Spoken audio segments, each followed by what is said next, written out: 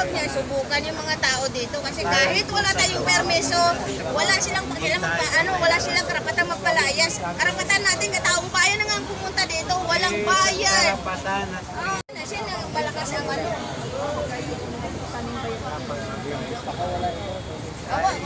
Huwag niya subukan yung mga tao dito kasi kahit wala tayong permiso, wala silang wala silang karapatan magpalayas. Karapatan natin kataong bayan na nga ang pumunta dito, walang bayan. Karapatan at freedom country to.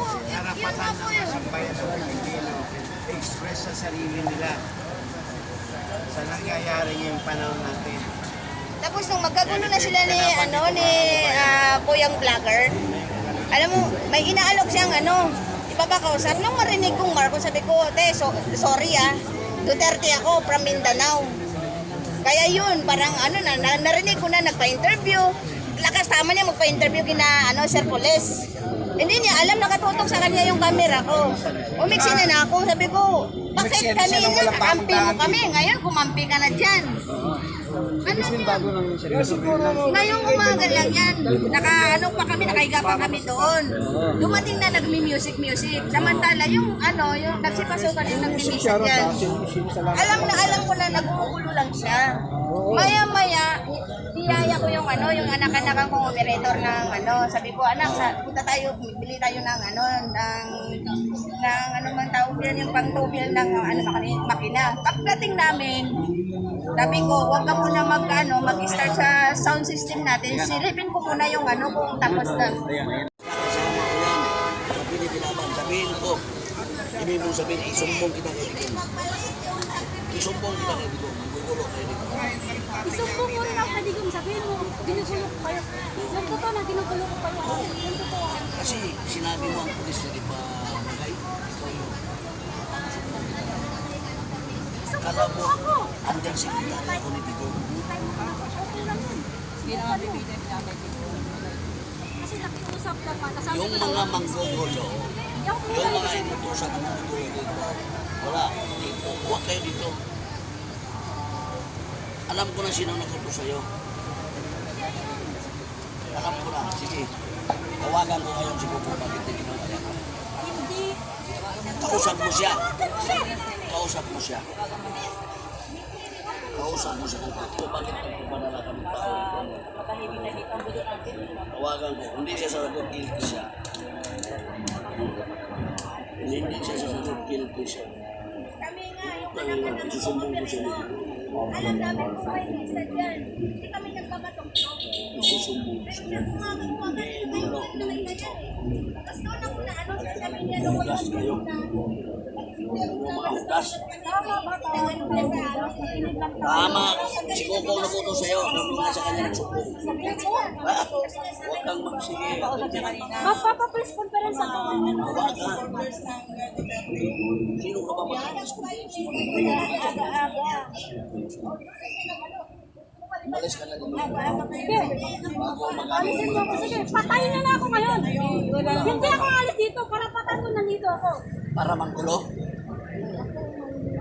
Mag-away. Nahimig lang tayo. Sinadya mo to, ha? Nilara ko yung utos sa'yo. Kasi mas nagtutuan ka naman pagka nakita nag-aaway-aaway tayo dito. Kaya.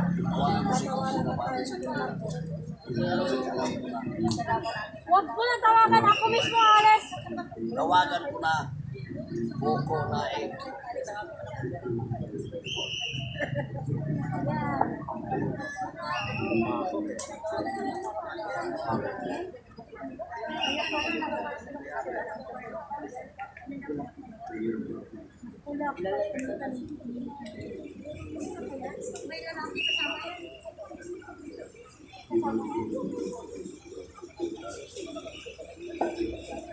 Anong patagpag? Anong patagpag?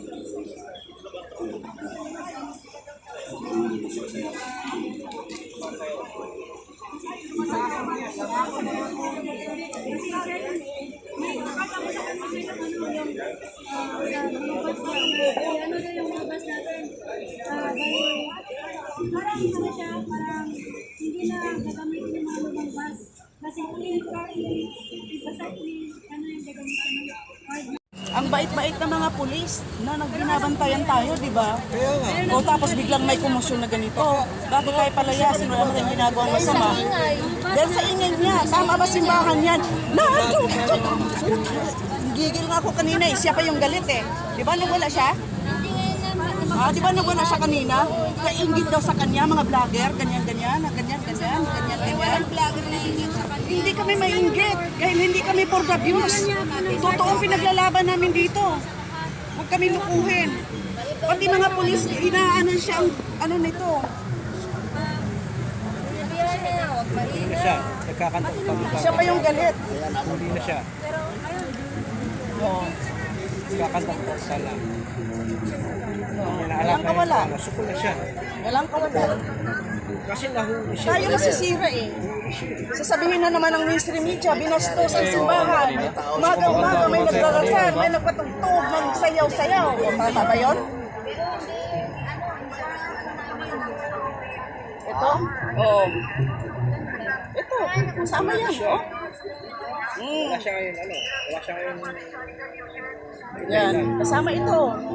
Mga kababayan, yan po ang nangyari ngayon. Pero nakapasok dito na Oo. Pangapan kung ano sila, nagpaalam din. Pero masira kami.